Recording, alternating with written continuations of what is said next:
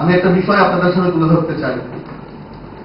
2003-এর বিধানসভা নির্বাচনকে সামনে রেখে যুবকদেরকে মিছিলে হাঁটানোর জন্য 2002-এ একটা নোটিফিকেশন দেওয়া হয়েছিল চাকরি, কিন্তু মিছিলে হাঁটিয়েছে 2003-এর নির্বাচনের পরে কিন্তু চাকরি দেওয়া হয়নি।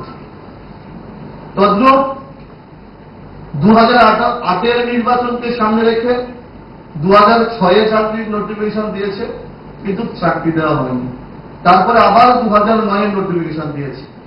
আমি আপনাদের সামনে 25/8/2010-এর একটা নোটিফিকেশন, যে নোটিফিকেশনের reference number NO.1-48-SE/NG/2010।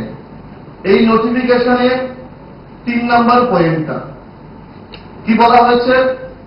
The BSc Pure Science and BSc Bioscience candidates who submitted applications for the post of graduate teacher in the year 2002, 2006 and 2009 need not apply again now for the above post.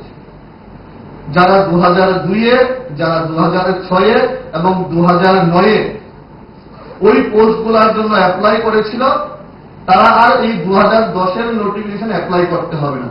আবারও পরবর্তী নির্বাচনকে সামনে রেখে যুবকদেরকে মিছিলে হাঁটানোর জন্য, বিভ্রান্ত করার জন্য, যুবকদেরকে রাস্তায় নামানোর জন্য এরকম নোটিফিকেশন দেওয়া হয়েছিল। তো কারা ঝুলিয়ে রাখছিল চাকরিগুলা?